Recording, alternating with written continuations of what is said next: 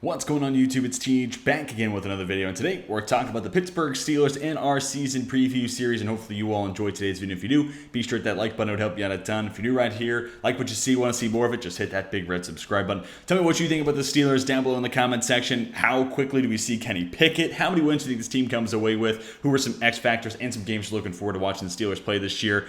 Love to have your thoughts. It's a conversation down below, so let me hear your takeaways and I'll respond to your comment in the comments section.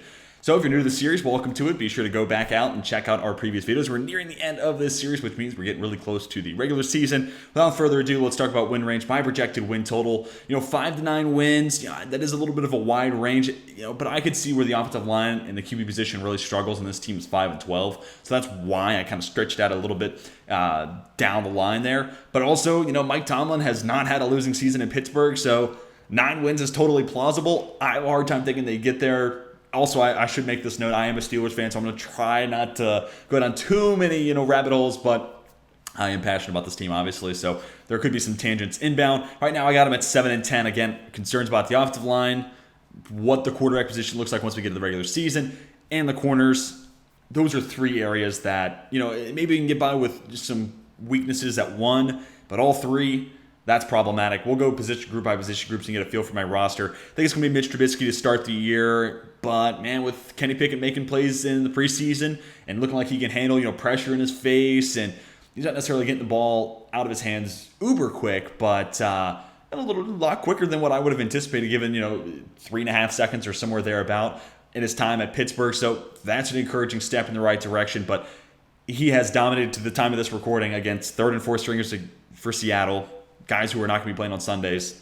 If you're not making the Seattle roster, that's there's a difference in level of competition there. And then, backups for the Jags, which, again, we can be optimistic about the Jags, but still not a great football team. So I'd love to see it against starters, but given the competition, he has looked good. So that's an encouraging sign all the same. And, George Pickens looks great. So we'll go ahead and talk about the wide receivers there. So concerns about the quarterback, but, man, to have a Deontay Johnson and Chase Claypool and George Pickens looking like the real deal, that is a huge plus. And if Pickens can be that X, you move, Chase Claypool into that, that Z role where put him in motion, use him in those end arounds like they did as a rookie. I'm intrigued by that. And he still obviously has that physicality, a guy with a little bit of a stronger arm, whether it's Trubisky or Pickett, get the ball down the field. I like to see him maximize that vertical ability, or like to see the offense maximize his vertical ability. It really wasn't him limiting that. And then Deontay Johnson gets that 2-year extension.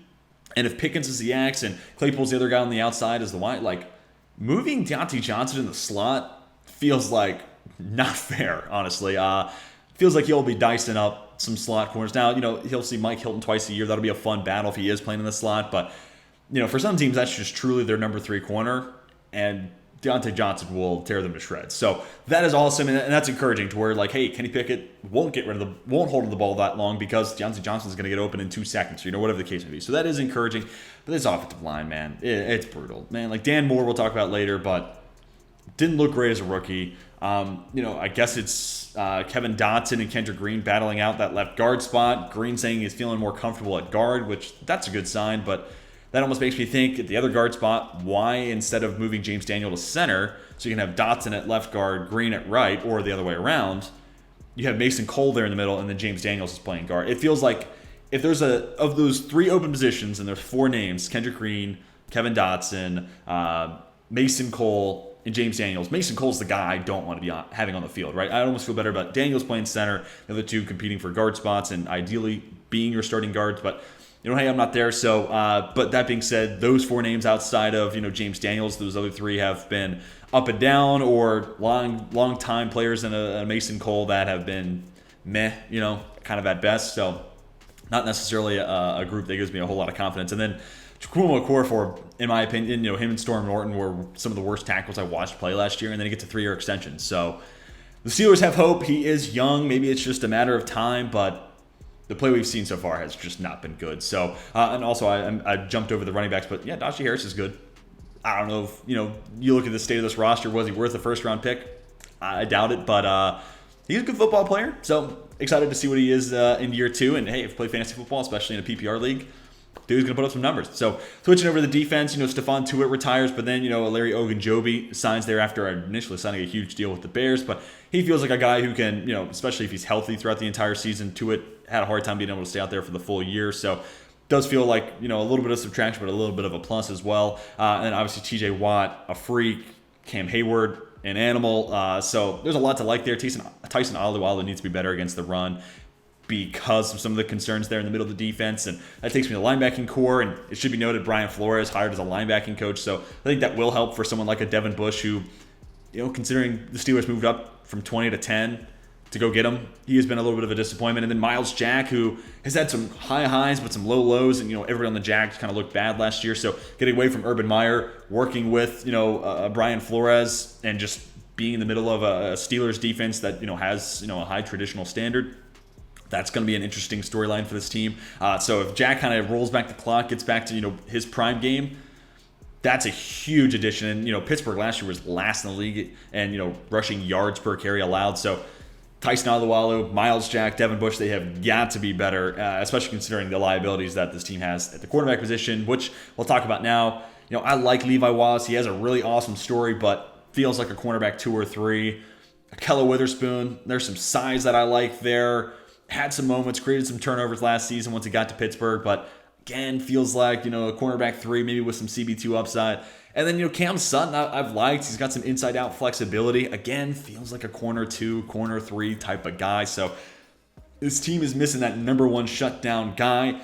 It is, aided by the idea of Terrell Austin goes from the DB's coach, now he's the DC, so maybe he understands that, or maybe, there's some sort of scheme adjustment he can make to make those 3 look better. Also, Mike Tomlin, former defensive, coach and working with secondary in specific, you can hope that rubs off and, raises the floor for what those 3 bring to the table. But just at their name value alone, they're fine to have on your roster, but as corners 1, 2, and 3, I am concerned. And, Minka Fitzpatrick does so much right, but put him in some bad spots last year, and moving him around so much last year, I don't think really benefited him. Honestly, I think as much as he is talented, and part of the reason he wanted to leave Miami is because he didn't want to do a whole lot of different, stuff, playing corner and then playing safety. I think Pittsburgh this year just has to decide, hey, is he going to be our free? Are we going to play him as a deep coverage safety and leave him there? Or do we want this guy rotating the box and kind of playing that robber role?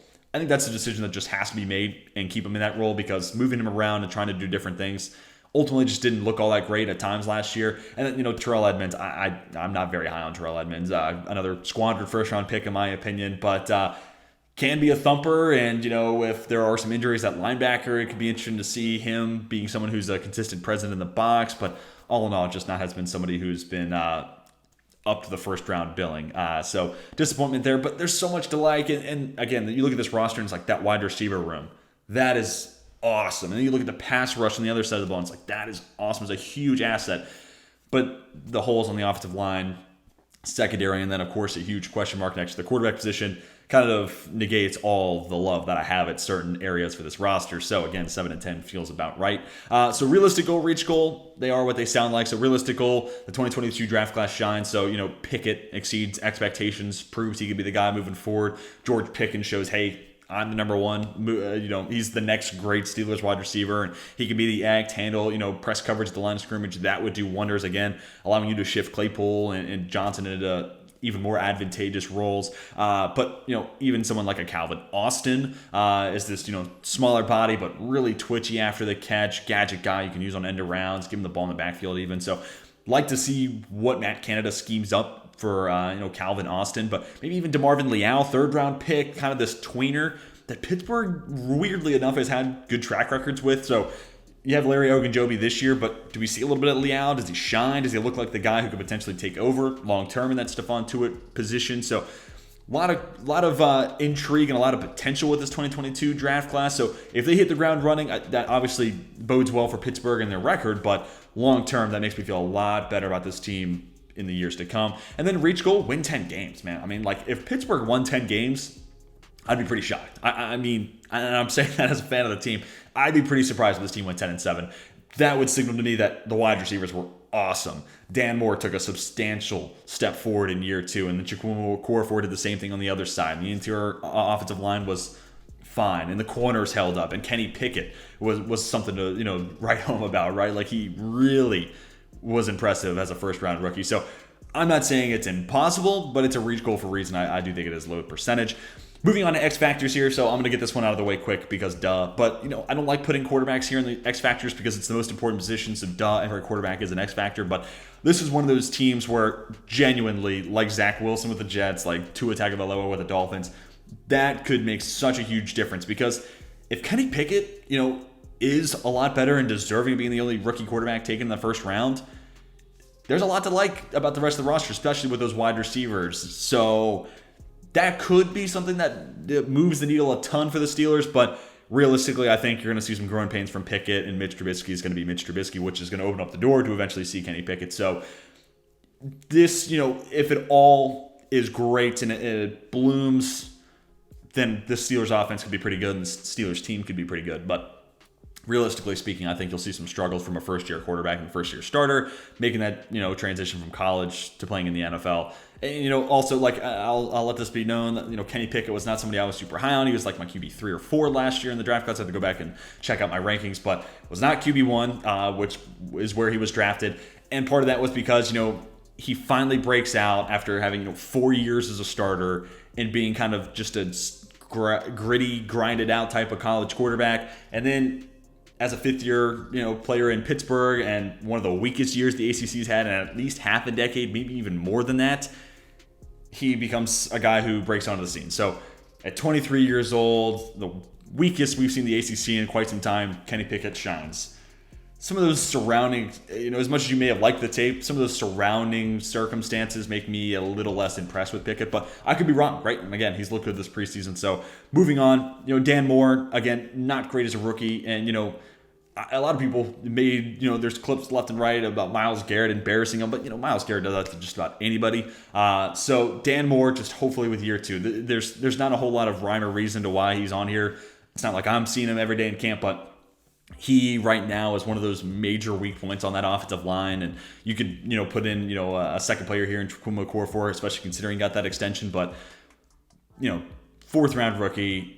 Maybe in a different year, in a weaker tackle class, he becomes like a second rounder. That changes your perception on him. But 4th round rookie, having to start last year and struggled in an offense where Big Ben was getting rid of the ball in, you know, 2.2 seconds. You know, so it's going to take some growth there. And if he doesn't take a step forward, then this offensive line is going to be putrid. Sorry. Moving on to, again, the boundary corners, Levi Wallace and Keller Witherspoon. I like Wallace's story. Witherspoon has size that I like, and there's pieces to work with there. But for the most part in their career, Witherspoon has been a disappointment, and Wallace has been average at best. Playing with Terrell Austin as the new DC in Pittsburgh and working with Mike Tomlin, elevate their game. I'm not convinced it happens, but the reason they're on this X Factor list is if it does happen, with that pass rush in front of them, then the Steelers defense goes from really good to one of the best in the league. And that's one of those needle movers to where, yeah, maybe Pittsburgh does get to that 8-9 win mark, and Pickett's solid. The corners hold their own. So all 3 of these players, I'm not necessarily convinced that it happens, right? I'm not convinced that, you know, they hit the high side of variance. But if they did, that moves the needle quite substantially for Pittsburgh. So that's why they got to be X factors. Moving on to games to watch. No division games here. I don't include those in the games to watch because it's kind of counterintuitive. Week 4 against the Jets. 2 teams that, you know, the roster has a lot to like. It's going to come down to the QB position. So they're in similar situations. And where Pittsburgh made the playoffs last year, you're going from, you know, the best quarterback in franchise history to Mitch Trubisky and a rookie. The Jets are in another, you know, interesting spot when it comes to quarterback position. Is Zach Wilson your guy? If he struggles this year, are you moving on from him after 2 seasons? Or, you know, if the injury lingers, does that change it? So the QB, you know, situation for both these teams and the long-term outlook that, you know, this season has on that group and on this team entirely is really fascinating. But they're also just 2 teams where, you know, if a lot breaks right, maybe they can be sneaky playoff competitive. I'm not saying they get in because the AFC is loaded, but, you know, maybe there's a world where, you know, Zach Wilson's pretty solid and the Jets, you know, roster building process pays off and they're kind of a sneaky 8-9 win team. Or, you know, maybe Pittsburgh, Kenny Pickett, the corners hold up, you know, all that comes together like I've already talked about. And this team's, you know, 9-8 and kind of flirting with the idea of being a playoff team. So maybe So it feels like two teams in similar positions, so that's why I have it in the games to watch. Week 12 against the Colts could be potential, playoff implications. Same thing with the Raiders, so I'll go ahead and knock that out of the way. But primetime games, Week 12, Week 16 against the Colts and the Raiders, Monday night, then Thursday night football. But, Pittsburgh, most yards per carry allowed last year against a rushing offense that is as legit as they're going to see this year. So can the Steelers, bottle up Jonathan Taylor? This is a game I gotta see Tyson Alualu perform well in. I gotta see Miles Jack be a factor. Devin Bush, if he's healthy, I gotta see it in this game. If not, if it's kind of more of the same from last year, this team is going to be run all over, and I don't think it's going to be pretty. Because then setting up play action, again, I like Levi Wallace in his story. He's a solid enough player, but against Michael Pittman, advantage Colts there. So can the Steelers find a way to slow down that Colts rushing attack? And if they do, then it opens up the opportunity to potentially steal one on Monday Night Football. And on the other side, I'm not really in love with the Colts cornerback position outside of, Stephon Gilmore. So can George Pickens be a factor in this game? What does Deontay Johnson do? Especially if Deontay Johnson's working in the nickel against Kenny Moore, one of the best nickel corners, that could be a fun matchup. But, if Gilmore's on Pickens, what does Chase Claypool do as that other outside corner? I think there's an opportunity for him to have a big showcase in that game on, again, prime time. Then fast forward to Week 16, the Raiders, again, we were talking about the playoff implications, but team with a weak secondary, so similar talking points there. Can, the wide receivers for the Steelers shine through in this game? And then also the Raiders' offensive line is almost as bad, maybe just as bad as the Steelers. So pass rush in this game. TJ Watt could go crazy. But on the other side, Max Crosby might have, a 3 or 4 sack game. Chandler Jones, Cam Hayward. So there's a lot of happy defensive linemen and pass rushers for this matchup because both teams' offensive lines are pretty putrid. And then as much as I talked about the Steelers wide receiver having an edge here, I don't know anybody in the state of Pennsylvania that can hold their own against Davante Adams. So, now that being said, Darius Slay and James Bradbury play for the Eagles there in Pennsylvania. But, you get my point. But nobody on the Steelers roster is checking Davante Adams. So, lots of zone probably. How do they, handle that assignment? Lots of double teams. What does that mean for Darren Waller? Is this do we see some Minka versus Waller man-on-man matchups? That would be fun. So lots of things to consider here, but this is going to come down to who's playmakers on the outside, on the offense, Adams, Waller, Renfro versus Johnson, Claypool, and Pickens. Who has the bigger day? Because that's going to be the difference, and whichever offense has the bigger day, obviously going to be the team that scores more points and wins, football. But that is going to do it for my Pittsburgh Steelers season preview video. Let me hear your takeaways on the squad down below in the comment section. How many wins do you think they get? Can they get to over 500, continue that Tomlin streak? I'm not convinced, but who are some X factors, some games you're looking forward to watching? I responded to just about every comment, so let's make this a conversation. Let's talk about the Steelers down below. Hopefully you all enjoyed today's video. Seriously, if you did, hit that like button. It helped me and my channel out a ton. If you're new around here, like what you saw, want to see more of it, just hit that big red subscribe button. That's going to do it for me. Hope you all have a fantastic rest of your day. And until next time, my name is Tej. I'm signing off.